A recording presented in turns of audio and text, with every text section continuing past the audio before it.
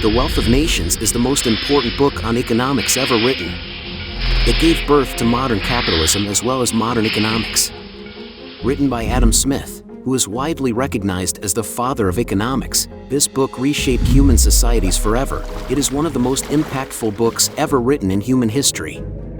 In this video we will cover the most essential principles outlined in The Wealth of Nations. You will understand how division of labor increases productivity, why the ability to produce tradable goods is more valuable than the possession of gold, how the invisible hand works, and why government intervention should be limited to increase the wealth of a nation. Division of labor increases productivity, while the marketplace facilitates specialization. Consider establishing a pin factory and hiring an unskilled worker to produce pins. When the worker single-handedly manages all 18 steps of pin production, output is minimal, barely reaching 1 pin per day. However, employing a team of 18 unskilled workers, each focusing on a specific step through division of labor, yields astonishing results. Productivity soars, with the team capable of producing nearly 48,000 pins daily. The division of labor operates by minimizing time wasted on task switching. By concentrating on a single skill, workers can utilize their time more efficiently, fostering innovation in their respective areas of focus. This specialization often leads to breakthroughs, such as the innovation of using a string to operate a fire engine's water valve, significantly improving efficiency. Increased productivity frequently generates surplus goods, which can be exchanged through trade. For instance, a surplus of meat from a butcher can be bartered for bread from a baker. However, when demand mismatches arise, money facilitates transactions. This enables the butcher to sell meat to any willing buyer and then use the proceeds to purchase goods from other craftsmen, like cheese from a cheesemaker. Thus, specialization within different professions fosters productivity, fueling the existence of markets where surplus goods can be exchanged. Generation of tradable goods through labor is more important than possession of gold. Historically, nations once believed that their economic strength hinged on the accumulation of gold and silver reserves, a doctrine known as mercantilism that shaped 18th century economic thought.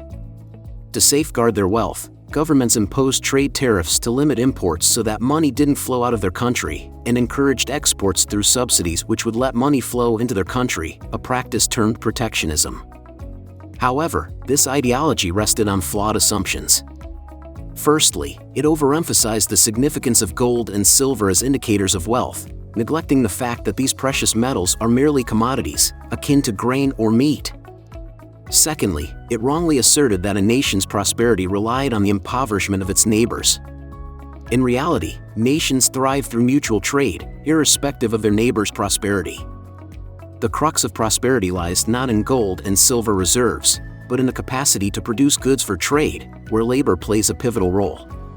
The value of a product is determined by the labor invested in its production. Consider the example of pin manufacturing, which yields 3 forms of income: wages for workers, profits for the factory owner from pin sales, and rent for the landowner where the factory stands. The collective output of labor is termed stock, a portion of which sustains the owner, while the remainder can generate revenue, known as capital. Capital can either remain with the owner, such as a pin sharpening machine as fixed capital, or be invested to generate profit elsewhere, like merchant stocks. In summary, a nation's wealth is not gauged by its reserves of gold and silver, but by its ability to produce goods for trade. The invisible hand illustrates how pursuing individual self-interest can ultimately benefit society as a whole. While altruism is often lauded as a virtue, acting in one's self-interest can be advantageous not only for the individual but also for the entire nation. Consider the rationale behind this phenomenon. Human nature inclines us towards self-interest, which serves as the driving force behind trade rather than benevolence towards others. For instance, your local grocer doesn't provide produce out of altruism but rather out of self-interest, driven by the desire to earn money from the goods sold. Moreover, this self-interest motivates them to maintain high-quality products to retain customers and prevent them from seeking alternatives elsewhere. The inherent self-regulation within trade means that governmental intervention is only necessary when this self-regulation falls short in preventing exploitation of consumers. Individual self-interest can also contribute to the welfare of society as a whole. When investing capital, individuals typically prioritize domestic industries over foreign ones for perceived security. Furthermore, self-serving investment decisions are geared towards maximizing personal gains. Paradoxically, these actions, driven by self-interest, can bolster societal revenue. Increased capital allocation to domestic industries and investment in successful ventures result in enhanced overall societal wealth. In essence, individual actions guided by self-interest inadvertently contribute to societal advancement, akin to an invisible hand steering towards the common good, despite the absence of deliberate intentions. You can buy the book that gave birth to capitalism on Amazon for under $7. Please see the link in the description. And please take a second to subscribe to our channel. It's free and helps us to create content like this. Alright, back to the video. The concept of a free market, which fosters economic growth, advocates for a limited role of government intervention. Given the premise that individuals acting in their own self-interest is beneficial, the question arises, what role should the government play? In essence, the government's functions should be restricted to a few key responsibilities. Firstly, it should safeguard society from violence or external threats by maintaining a professional standing army, even during periods of peace.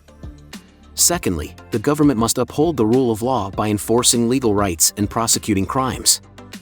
Additionally, it should oversee the construction and upkeep of public infrastructure, particularly projects that are too intricate or costly for private maintenance, such as roads and bridges. Moreover, the state should facilitate commerce and education, including the provision of universal basic schooling. However, the government should refrain from excessive intervention beyond these essential functions, as it could impede economic growth. Rather than imposing heavy taxation or stringent regulations on commerce, the government should foster a free market environment. In a free market, buyers and sellers can engage in transactions without hindrance, including cross-border trade at mutually agreed-upon prices. Trade tariffs and restrictions, reminiscent of mercantilism, have no place in a free market system. Taxation in a free market should be minimal, only covering the expenses associated with the government's limited duties. Each individual should contribute taxes proportionate to their income, and those benefiting from transactions should pay taxes accordingly. The underlying principle is that individuals are better positioned than the government to discern what is beneficial for themselves and, consequently, for society as a whole. For instance, while it may be possible to cultivate wine grapes in Scotland by using greenhouses, the cost would be 30 times of growing the same grapes in France. Following the maxim, one should never make at home something which is cheaper to buy, individuals would recognize that it does not make sense to produce wine in Scotland. However, a government under mercantilism would encourage export and therefore still try to grow grapes in Scotland using greenhouses. A free market framework helps avert such costly, silly mistakes. Final takeaway. Efficiency in society is optimized through the implementation of division of labor, enabling individuals to specialize in particular tasks. This specialization generates a surplus that can be traded or invested based on individual self-interest. Moreover, this system serves the broader interests of society, underscoring the rationale for governmental non-interference and the promotion of prosperity through a free market. If you like this video, then you are going to love this one about the book The Intelligent Investor. According to Warren Buffett, it is by far the best book on investing ever written. It is the most important book on investing you'll ever read.